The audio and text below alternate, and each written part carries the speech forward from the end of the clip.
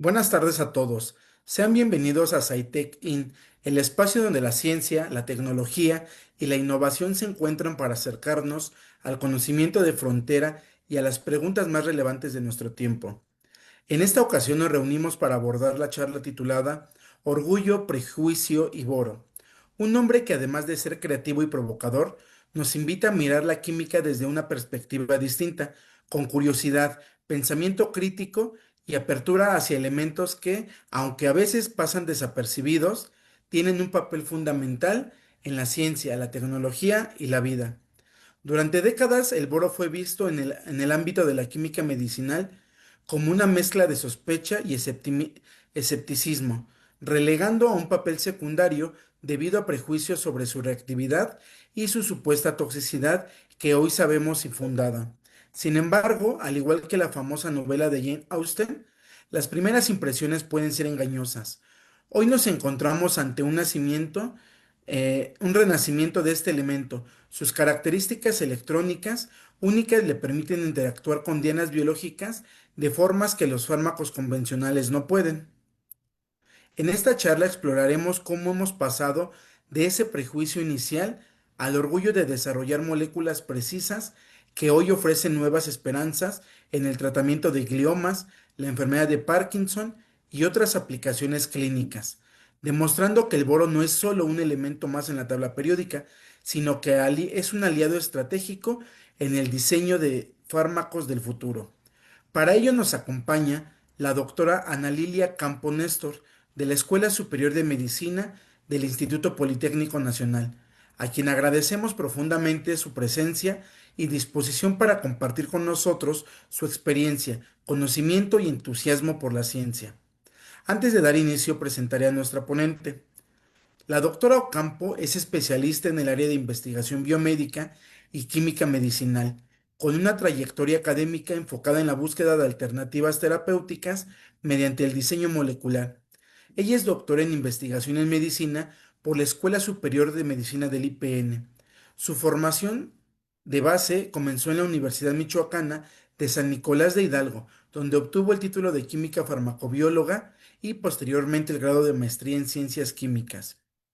Su principal línea de investigación se centra en el diseño de fármaco asistido por computadora, utilizando herramientas como cribado virtual y el estudio de acoplamiento molecular docking. De manera particular, la doctora Ocampo se ha especializado en el desarrollo de nuevos derivados de boro, explorando su farmacocinética y sus diversas aplicaciones. Sus investigaciones en este campo han sido publicadas en revistas de arbitraje internacional, destacando estudios sobre la actividad de estos compuestos en el tratamiento de gliomas, la enfermedad de Parkinson y la incontinencia urinaria. En el ámbito de la tecnología farmacéutica, cuenta con experiencia en el diseño de sistemas de liberación prolongada.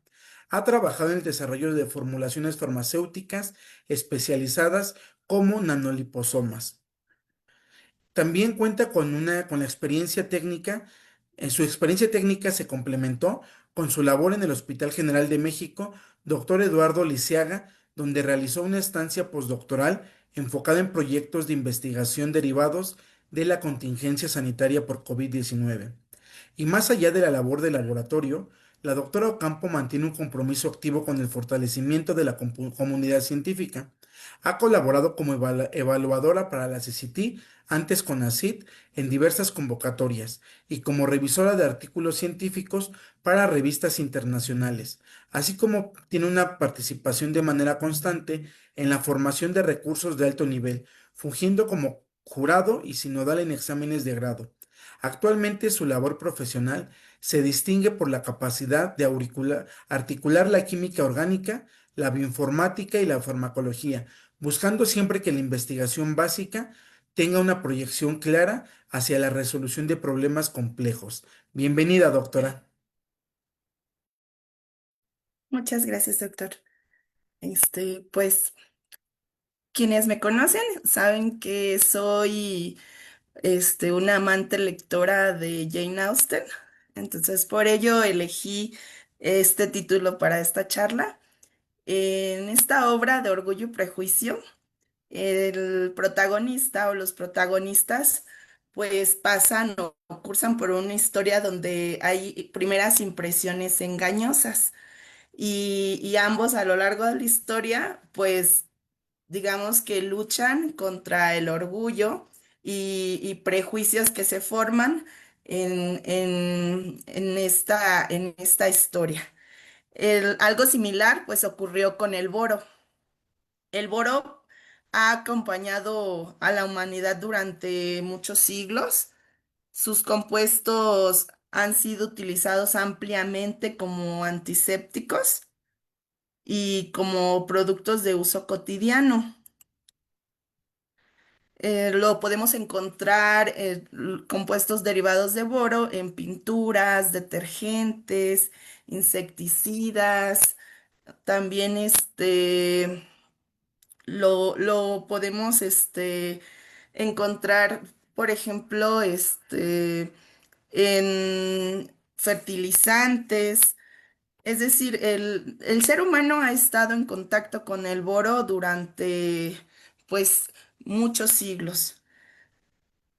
Parte del prejuicio histórico que se generó sobre el boro, a pesar de que lo hemos encontrado en la naturaleza, fue que se han originado o se han reportado episodios de intoxicación pediátrica. Por ejemplo, en 1964 se reportó un brote en el que 11 recién nacidos recibieron fórmulas preparadas accidentalmente con una solución de ácido bórico. 5 de estos menores fallecieron. También han dado algunos otros reportes de menores que fallecieron por situaciones similares. También se preparaban algunas soluciones de miel y bórax y se utilizaba para úlceras bucales y las mamás lo ponían en los chupetes de los bebés para calmar esos malestares, pero resulta que la exposición prolongada a este compuesto pues derivaba inclusive en convulsiones. Entonces, antes de que se mostrara, digamos, ese potencial en la química medicinal del boro, pues ya cargaba, ¿no? El boro con esa reputación difícil de superar. Digamos que el prejuicio sobre el boro ya estaba establecido. Para muchos el boro pues era un elemento del que había que desconfiar. No era considerado como una herramienta para desarrollar nuevos medicamentos. Si el prejuicio del boro dominó gran parte del siglo XX, ¿qué fue lo que cambió? La mayoría de las personas pues lo consideraban el boro como algo, digamos que un compuesto más como hacia la parte inorgánica, como productos, no tanto como hacia la parte medicinal, vaya. Sin embargo, por ejemplo, las publicaciones con respecto a compuestos borados en años anteriores, pues eran muy pocas las publicaciones que habían. Fue tomando mayor auge. Actualmente, pues sí hay publicaciones donde encontramos ya aplicaciones de compuestos, con aplicaciones biológicas. Lo más interesante no es solo que la cantidad de artículos cambió, sino que también se cambió el enfoque. Más o menos en los años 70, el enfoque estaba dado hacia la parte de la toxicidad de los compuestos borados. Más recientemente, la mayoría de estas publicaciones se centran en los efectos terapéuticos, más allá que de los efectos tóxicos. En otras palabras, la pregunta dejó de ser ¿qué tan peligroso es el boro? Y pasó a ser cómo podemos aprovechar sus propiedades para desarrollar nuevos tratamientos. Ese cambio de perspectiva pues marcó el inicio de una nueva etapa para la química medicinal del boro. Después de décadas de prejuicio, el boro terminó demostrando que tenía pues mucho más que ofrecer, ¿no? De lo que la comunidad científica había imaginado. Hoy encontramos compuestos de boro en áreas terapéuticas muy diversas. Ya hay compuestos, por ejemplo, el bortezomib, el que se utiliza para tratamiento de mieloma múltiple, el tababorol, que es un antifúngico, el crisaborol, que se utiliza para la dermatitis atópica. También se utiliza el boro para el tratamiento de cáncer, para infecciones oculares y vaginales. Y tenemos también el Barbobactram, que es un inhibidor de beta-lactamasas. Estos compuestos tienen la característica principal que ya los encontramos en el mercado. No son compuestos que están en investigación básica, son compuestos que ya están disponibles. Me gustaría hablarles un poco de la historia de estos compuestos borados ya a nivel de lo que se ha trabajado en el laboratorio con nosotros. Por ejemplo, cuando, cuando nosotros buscábamos un compuesto, sintetizar compuestos borados que pudieran interactuar con el receptor beta 3 adrenérgico, tratamos de desarrollar fármacos derivados de isoprenalina y adrenalina que pudieran interactuar en este receptor. Probamos la síntesis con distintos derivados de ácidos borónicos. Sin embargo, fue un gran reto. Se intentó bastante y no tuvimos éxito, por lo menos con estos compuestos. Trabajar con boro es un reto y decimos boro, pero la realidad es de que decir boro es como si dijéramos cloro cuando nos referimos al hipoclorito de sodio, porque realmente pues no es boro como átomo, sino cambia sus propiedades pues conforme a lo que tenga alrededor. Los compuestos derivados de boro o compuestos que contienen boro tienen distintas propiedades. Cuando nosotros intentamos sintetizar estos compuestos, las condiciones de humedad, temperatura, nos degradaban los compuestos y no los podíamos obtener. Sin embargo, teníamos, en el laboratorio se había desarrollado o se ha trabajado durante mucho tiempo, durante varios años, con derivados de boro y aminoácidos, que son ésteres del difenilborinato con los diferentes aminoácidos. Cuando hacemos una reacción de esterificación, se obtienen este tipo de derivados. Ya se han obtenido varios de estos derivados. Sin embargo, nosotros queríamos algún derivado análogo a la isoprenalina o algo que pudiera interactuar con el receptor beta 3 adrenérgico. Cuando, cuando analizamos esta estructura, se hizo la propuesta, pues si tenemos, podemos formar un, un éster con el difenilborinato, lo podemos formar con la levodopa, ya que contiene la parte fundamental que tiene el aminoácido, tiene la parte del amino y tiene la parte del ácido, pues podemos adicionar mediante el mismo tipo de reacciones. Entonces hicimos esa esterificación y fue así como obtuvimos este compuesto, que es el derivado del difenilborinato con la levodopa. Nosotros inicialmente manejábamos el diseño de fármacos hacia compuestos, hacia que se dirigieran hacia el receptor beta 3 adrenérgico para dirigirlo como potencial fármacos contra la obesidad. Sin embargo,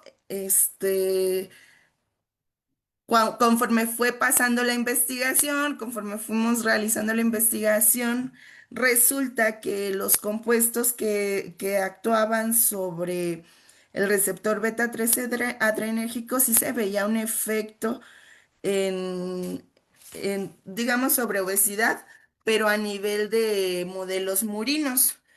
Cuando ya se extrapolaba a humanos, ese efecto estaba dado más hacia la relajación de la vejiga, más que hacia un efecto sobre la obesidad. Por lo tanto, se redirigió esa investigación hacia estudios de la vejiga. Y pues sorprendentemente, pues sí produjo relajación vesical. Los experimentos pues demostraron que no actuaba por vías clásicas, no actuaba sobre esas vías, sino que encontramos que esa actividad biológica era por mecanismos completamente distintos al previsto. Y pues es un buen ejemplo de cómo los compuestos borados pueden sorprendernos y abrir nuevas oportunidades de investigación. También, dado su origen bueno, en esta parte de con la vejiga, hicimos estudios in sílico, donde el compuesto, el derivado, sí tenía afinidad sobre el receptor beta 3 adrenérgico y que era comparable con un compuesto líder que actúa sobre este mismo receptor.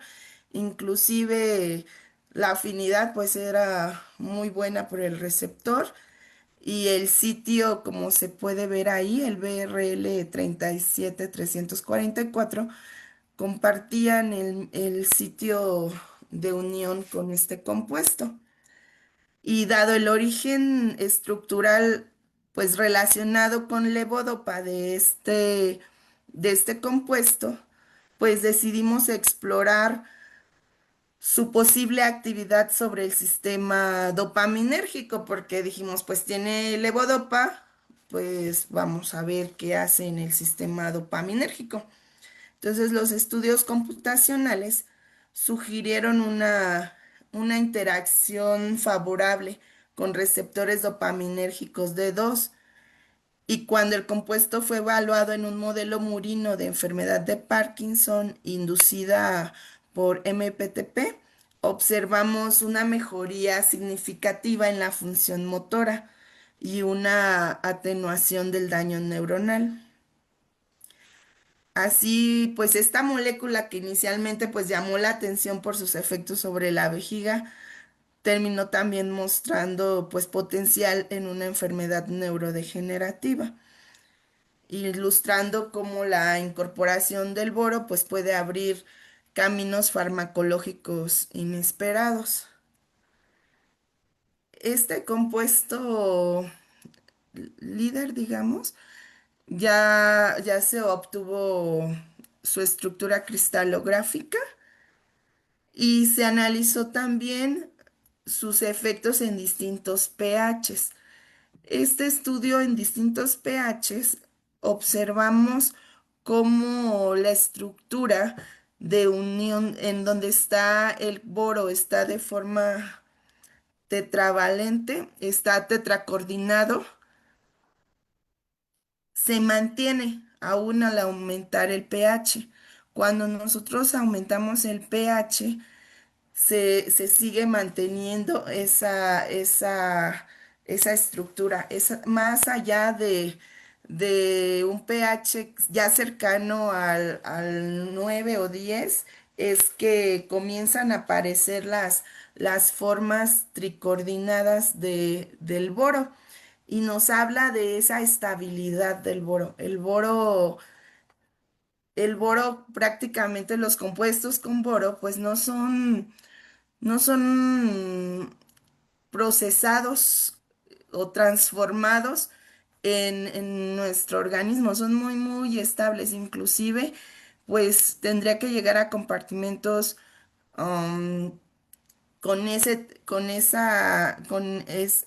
ese nivel de pH para que ocurriera esta descoordinación, bueno, para que fuera ahora que cambiara de tetra a tricoordinado. También hemos explorado, bueno, los cambios, esa es una imagen de los cambios que observamos de ese compuesto a diferentes pHs. Se observan los cambios en la tonalidad. También el cambio en la coloración, pues también puede estar relacionado por la parte de levodopa, más que el boro como tal. Pero el boro en general es un compuesto muy particular. Tan es así que como les mencionaba, ha sido más utilizado en la parte, pues, inorgánica, más como para, como decían, en cosméticos, en antisépticos, se utilizaba mucho como antiséptico en los hospitales, más que en la parte medicinal, pero el, el, el estar ya introduciendo estos compuestos en- con aplicaciones biológicas ha generado ciertos retos, por lo menos, o nos ha tocado enfrentarnos a diversos retos al trabajar con boro, porque normalmente pues no está parametrizado por los programas computacionales que usualmente nosotros trabajamos, no lo parametrizan, lo manejan más como inorgánico, no se involucraba en moléculas biológicas y tenemos que hacer algunas maniobras. Los programas, por ejemplo, que utilizamos normalmente como Autodoc, para realizar docking, no podemos doquear como tal el boro, tenemos que introducir los parámetros del boro por separado, jugar un poco con algunas estrategias computacionales, programas que nos ayudan a predecir toxicidad o propiedades de las moléculas in silico antes de ser sintetizadas, no, no leen, no leen perdón, veo que levantó la mano, doctor. Disculpe, doctora, Ajá, no estamos viendo su pantalla. Vemos unos tubos nada más ahorita. No sé si eso. Ah, ok, ya se ya, ven. a ver, ya. El reto del boro ha sido trabajar con esos programas y no lo parametrizan. No está parametrizado el boro y pues sí yo creo que eso da para otra charla de retos con el boro como tal. Ahorita en esto pues me enfoqué más en la parte de las aplicaciones, ¿no? Lo que hemos desarrollado, son pocos los compuestos que se han llevado o que se han desarrollado ya hasta el punto de ser comercializados. Y otro ejemplo que también se desarrolló en nuestro laboratorio fue un derivado borado de triptófano que fue diseñado mediante estudios in sílico para interactuar con los receptores de melatonina, MT1 y MT2. Y los resultados fueron particularmente interesantes porque el compuesto mostró efectos neuroprotectores y mejoró el desempeño cognitivo en modelos animales. Además, estos efectos pues fueron comparables a los observados con la melatonina, lo que sugiere que podría estar actuando sobre el sistema melatoninérgico, aunque aún pues son necesarios estudios adicionales para confirmar su mecanismo de acción. Con este trabajo, pues también mostramos cómo la incorporación del boro en moléculas bioactivas pueden generar candidatos con potencial para el tratamiento de alteraciones cognitivas y enfermedades neurodegenerativas. Pues es todo lo que preparé. No sé si hay alguna pregunta. Realmente la parte de trabajar con boro, con compuestos borados, sigue, el auge está pues en aumento, estamos trabajando inclusive para desarrollar compuestos como antimicrobianos, sobre bueno, sobre que interactúen sobre el ribosoma y pues seguimos en esto. El, el laboratorio creo yo que ha sido pionero en México en trabajos con boro, en el laboratorio pues del doctor Trujillo Ferrara y el doctor Marvin Soriano Ursúa. Ellos pues son líderes en el trabajo de compuestos borados. No sé si hay alguna pregunta, doctor. Muchas gracias, doctora. Y justamente, hace poco también escuché otra plática de que trabajan con boro y mencionaban que justo son pocos grupos los que trabajan con boro también por su complejidad. Y como bien lo mencionó, el doctor Trujillo Ferrara es uno de los pioneros junto con el doctor Marvin Ursúa. Este, si tuvieran, quienes nos acompañan por Zoom, si tuvieran alguna pregunta, pudieran alzar su mano y abrir su micrófono, por favor. Y si no, vamos a revisar. Ok. Bueno, mientras le voy aquí haciendo las cuestiones que tenemos, las preguntas. ¿Por qué evaluar sobre beta 3 adrenérgicos?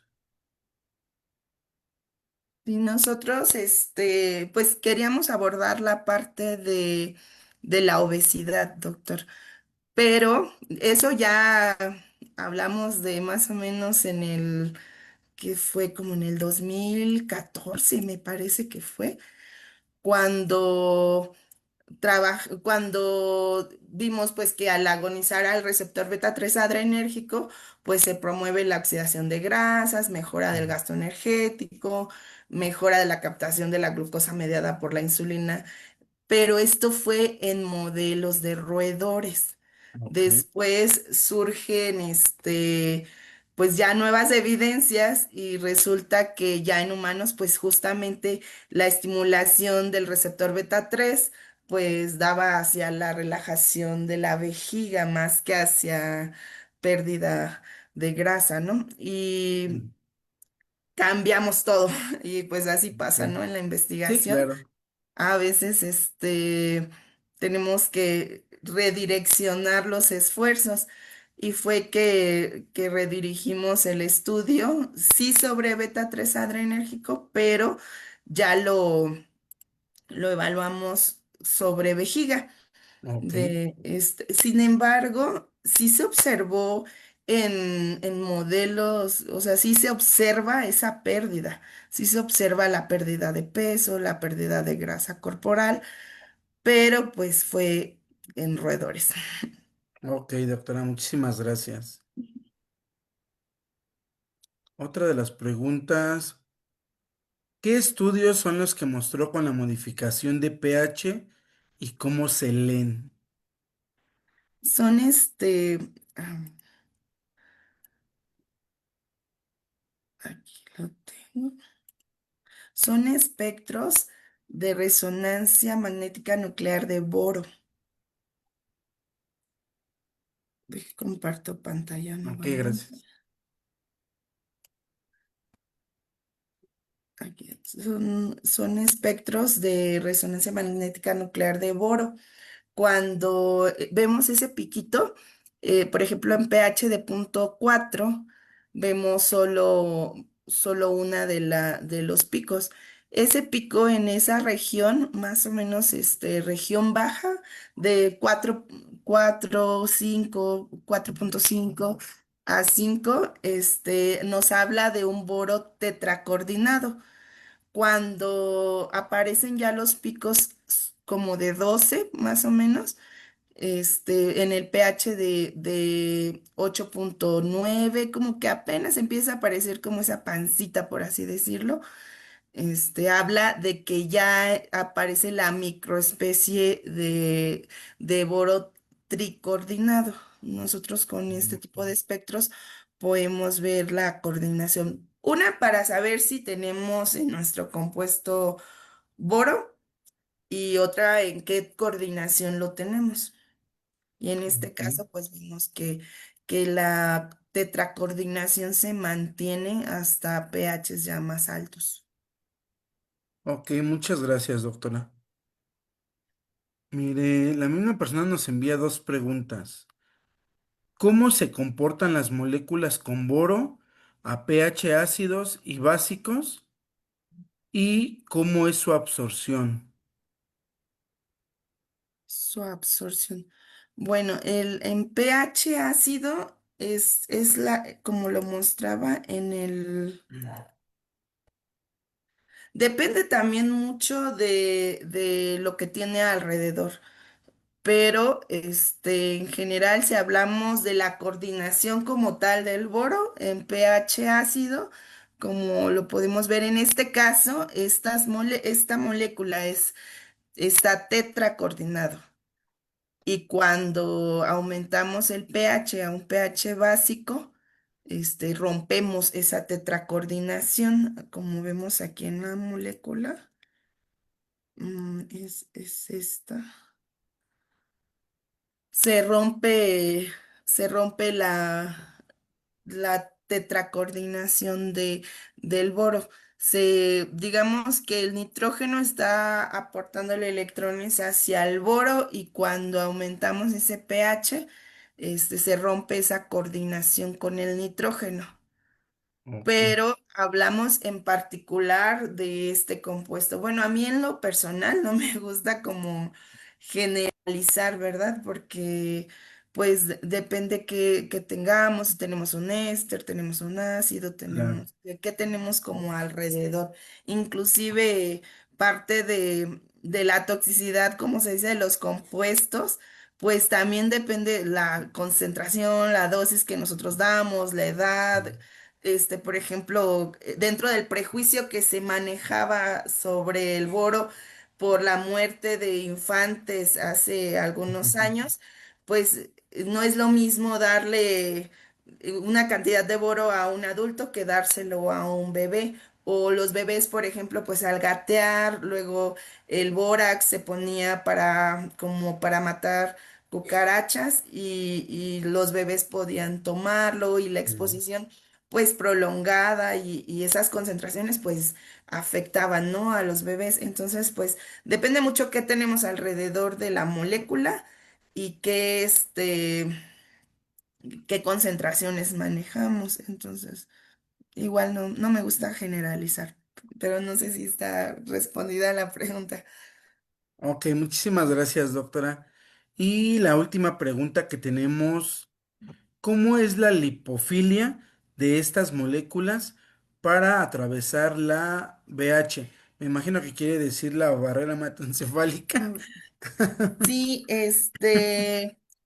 pues son muy hidrofóbicas. Ok, De hecho, esta molécula la purificamos por precipitación en agua.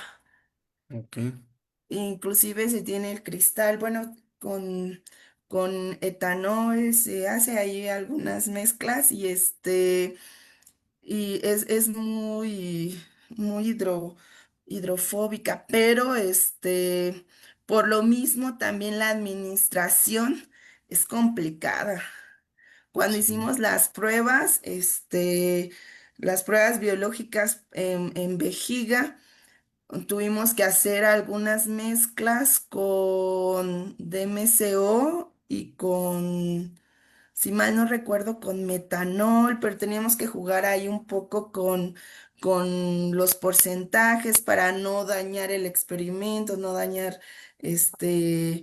pues el tejido y poder solubilizar el compuesto porque nos precipitaba.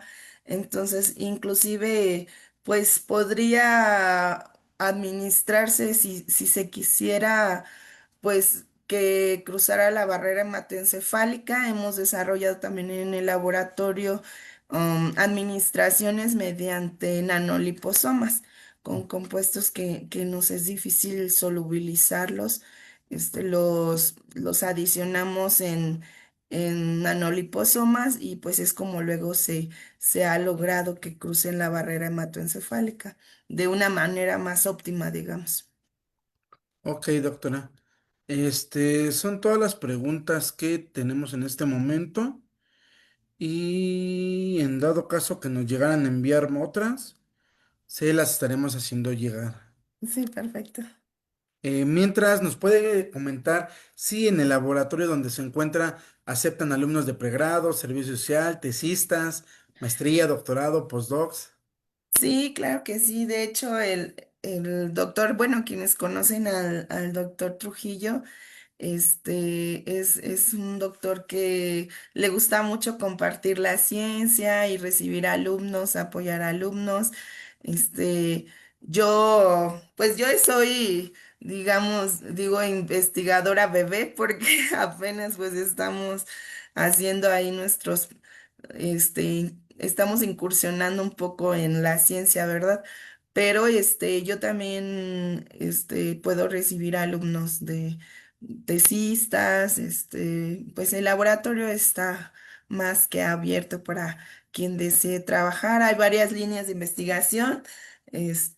Pues con Boro nos gusta trabajar mucho, pero pues hay pues muchas líneas, digamos. Podemos trabajar el boro o compuestos borados con antimicrobianos o como en la línea hacia Parkinson, hacia Alzheimer o no sé, como que hay dónde escoger, digamos. Entonces, claro que se aceptan estudiantes.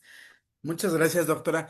Yo tengo una duda y ahorita durante su charla que mencionaba, ¿usted con qué programa hace los acoplamientos moleculares? Lo hacemos con Autodoc, preparamos con Autodoc Tools, con Raccoon y, y lo hacemos con Autodoc. Ok. Entonces, por ejemplo, Autodoc sí tiene parametrizado el boro. No, No. no, de hecho, hay una página de Autodoc donde dice justo así, no, no le tomé pantalla, pero Sí. eso lo tengo más como para la charla de los retos con el boro, Ah, ok. pero hay una pantalla que tal cual dice así, que no está parametrizado y que se esperaba para el 2019, 2009, no me acuerdo qué fecha ponían que ya ellos lo iban a tener parametrizado, pero la verdad es de que es tiempo No. que no se ha parametrizado. No sé por qué no le dan pues esa importancia, porque realmente cada vez hay más trabajos con compuestos borados.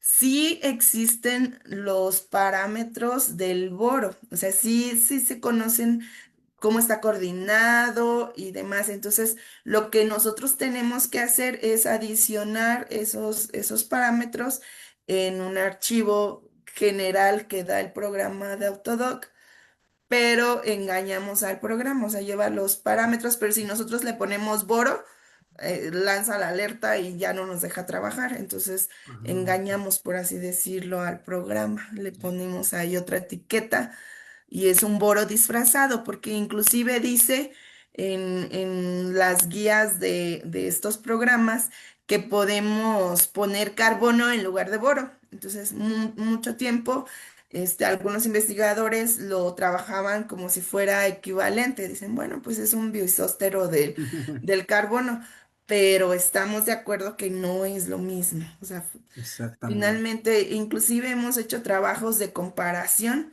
poniendo el boro y poniendo carbono en el mismo compuesto y las interacciones pues cambian por completo. Quizá el delta G sea similar, pero pues el boro no forma esas interacciones como quizá como un carbonilo o Claro. es diferente la forma de actuar del boro. Sí. Y mi pregunta iba sobre todo porque hay metales o elementos que luego trabajamos y no están parametrizados. Entonces después me daré una escapadita para irla a visitar, doctora, para Sí, claro que preguntarle, ¿no? sí. Porque es con otro elemento el que yo quiero hacer unos estudios, pero justamente no he podido porque no lo tiene parametrizado, que es el rutenio. Ah, ok. Yo creo que se Entonces, podría trabajar de forma similar, sí, poniendo las coordenadas del rutenio y pues cambiarlo. Por ejemplo, nosotros lo sí, cambiamos por la etiqueta de fierro, porque nuestros compuestos no tienen fierro, la proteína no tiene como ese cofactor de fierro, y cambiamos esa etiqueta provisionalmente y dejamos las coordenadas, todo lo del boro. Lo optimizamos todo como sí. boro, pero justo antes de meterlo al docking le cambiamos esa etiqueta. Entonces se puede hacer con otros elementos también.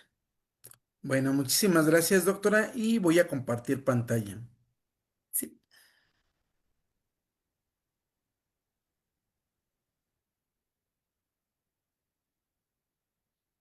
SciTech In otorga la presente constancia a la doctora Ana Lilia Ocampo Néstor por su charla de difusión científica titulada Orgullo, Prejuicio y Boro, la cual fue realizada el día 16 de junio del año 2026. Muchísimas gracias, doctora. Muchas gracias, doctor. De verdad, pues soy nueva en esto de la divulgación y espero haya podido transmitir esa pasión que tengo yo por los compuestos borados y no quería hacerlo tan técnico. Al final creo que sí metí ahí algunas diapositivas técnicas, pero pues creo que con que nos quedemos con eso, ¿no? De que, y sobre todo que en México se realiza muy buena Exactamente, investigación con estos compuestos y pues tiene mucho potencial todavía para trabajar. exactamente. Y con esto llegamos al final del programa del día de hoy. Muchas gracias a nuestra invitada y al increíble equipo de producción por hacer esto posible. Y por supuesto, gracias a ustedes por nuestra audiencia, por acompañarnos. Síganos en nuestras redes sociales como Facebook y suscríbanse a nuestro canal de YouTube para no perderse ninguna actualización. Asimismo, si es de su interés o se perdieron alguna charla anterior, puedan disfrutar de esta en el canal. Una vez más, gracias por estar aquí y nos vemos en nuestra siguiente transmisión.